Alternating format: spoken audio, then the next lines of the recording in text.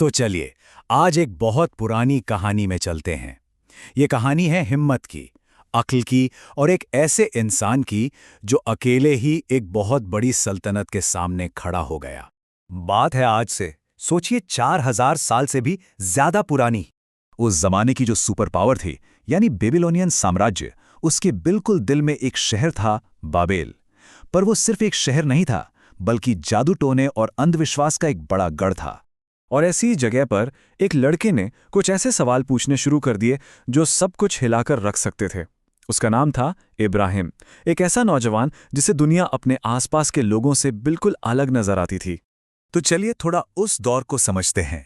ये दुनिया थी ताकत और मूर्तियों की।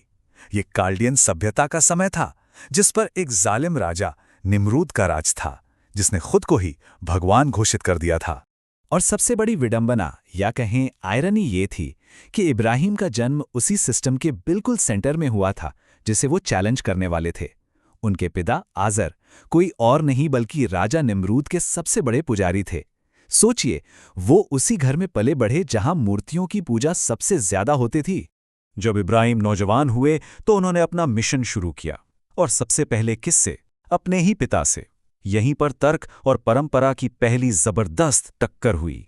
उन्होंने एक बहुत ही सीधा सा लेकिन गहरा और लॉजिकल सवाल पूछा, जिसने उनके पिता के विश्वास और पेशे की जड़ पर चोट की। पिताजी, आप ऐसी चीजों की पूजा क्यों करते हैं जो न सुन सकती हैं, न देख सकती हैं और न ही किसी भी तरह से कोई मदद कर सकती हैं? लेकिन उनके पिता आजर के पास इसका कोई लॉजिकल जवाब नहीं था।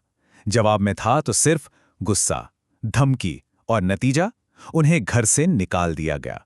उन्होंने साफ साफ कहा, अगर तुम नहीं रुके तो मैं तुम्हें पत्थर मार मार कर खत्म कर दूंगा। अभी इसी वक्त मुझसे दूर हो जाओ। अपने ही घर से निकाले जाने का ये जो मोमेंट था ना, ये इब्राहिम के लिए पॉइंट ऑफ नो रिटर्न बन गया। यहीं से सच्चाई की खोज में उनकी अकेली यात्रा शुरू हुई। लेकिन घर से निकाले जाने के बाद इब्राहिम रुके नहीं या डरे नहीं। उल्टा उन्होंने अपनी इस लड़ाई को और आगे बढ़ाया। अब वो अपनी दलीलों को सीधे जनता के बीच ले गए और आम लोगों से लेकर बड़े बड़े धार्मिक नेताओं तक सबका सामना किया। यहां पे ना दो तरह की सोच का सीधा टकराव था। एक तरफ लोग थे जिनकी दलील थी परंपरा, भाई हम ये इसलिए करते हैं क्योंकि हमारे पूर्वज भी यही करते आए हैं। और दूसरी तरफ था इब्राहिम का साफ सुथरा तर्क, लेकिन क्या कोई मूर्ति तुम्हारी पुकार सुन सकती है? क्या वो तुम्हारी मदद कर सकती है या तुम्हें नुकसान पहुंचा सकती है? इस सवाल ने लोगों को बिल्कुल लाजवाब कर दिया। इसके बाद उन्होंने अपनी नजर आसमान की तरफ उठाई और जो लोग सितारों, चांद, सूरज की पूजा करते थे, उन्हें भी तर्क से समझाया। उन्होंने देखा एक सितारे को और सोचा, क्या ये मेरा रब है? लेकिन वो तो डूब गया। फिर चांद निकला, शायद ये है, पर वो भी छिप गया। आखिर में जब सूरज निकला तो उन्हें लगा, हाँ ये सबसे बड़ा है। लेकिन शाम को वो भी गायब हो गया। और तब वो इस नतीजे पर पहुंचे, मैं अपना चेहरा सिर्फ उसकी तरफ करता हूं जिसने आसमान और जमीन को बनाया है। मैं मूर्ति पूजने वालों में से नहीं हूं। इब्राहिम को यह बात समझ आ गई थी कि सिर्फ बातों से, सिर्फ शब्दों से काम नहीं चलेगा। इन मूर्तियों की असलियत सबके सामने लाने के लिए कुछ बड़ा, कुछ डिसाइसिव करना पड़ेगा। और अब हम कहानी के उस हिस्से में पहुंचते हैं जहां इब्राहिम ने एक ऐसा बोल्ड स्टेप उठाया, एक ऐसा काम जिसने उनकी किस्मत तय कर दी और उन्हें सीधे किंग निम्रूद के सामने ला खड़ा किया। उनका प्लान बड़ा सिंपल और क्लेवर था। शहर में एक फेस्टिवल था, सारा शहर बाहर गया हुआ था।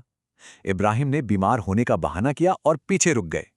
फिर वो अकेले मंदिर में घुसे, उन खामोश मूर्तियों को देखा, उनका मजाक उड़ाया और फिर एक एक करके सभी मूर्तियों को तोड़ डाला, सिवाय एक के जो सबसे बड़ी थी।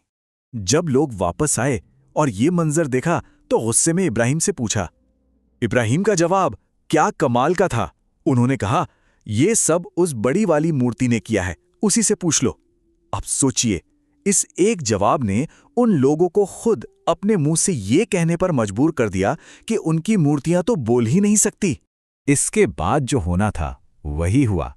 इब्राहिम को पकड़कर उस वक्त के सबसे ताकतवर इंसान किंग निम्रूद के सामने पेश किया गया और यहां शुरू हुई दिमाग की असली जंग। इब्राहिम ने कहा, मेरा रब वो है जो जिंदगी और मौत देता है। इस पर निम्रूद ने सोचा, ये तो मैं भी कर सकता हूं। उसने अपनी पावर का एक बेहुदा सा प्रदर्शन किया। एक कैदी को आजाद कर दिया और दूसरे को मरवा दिया। बोला, देखा, मैं भी जिंदगी और मौत देता हूं। ये उसकी सिंपल बिल्कुल सतही सोच दिखाता है। लेकिन फिर इब्राहिम ने अपना आखिरी दांव चलाया, एक ऐसी दलील जिसका कोई तोड़ नहीं था। उन्होंने कहा, ठीक है, मेरा रब सूरज को पूरब से निकालता है। और फिर उन्होंने निमरूद को चैलेंज किया, तुम में हिम्मत है तो इसे पश्चिम से निकाल कर दिखाओ। बस खेल खत्म। और इस तरह वो काफिर, वो ना मानने वाला, बिल्कुल लाजवाब हो गया, हक्का बक्का रह गया। जब दिमाग की लड़ाई में हार हो गई तो निमरूद के पास बस एक ही हथियार बचा था, ताकत, क्रूड ब्रूट फोर्स। और यहीं से कहानी अपने क्लाइमैक्स पर पहुंचती है, जहां आइडियाज की जंग अब जीने मरने की परीक्षा बनने वाली थी। राजा का फरमान जारी हुआ, एक ऐसी सजा जो उस नौजवान बागी को सबके लिए एक मिसाल बना दे। इसे आग में जला दो और अपने देवताओं का बदला लो। और सजा का पैमाना भी सोचिए कितना बड़ा होगा। एक बहुत बड़ी चिता तैयार की गई।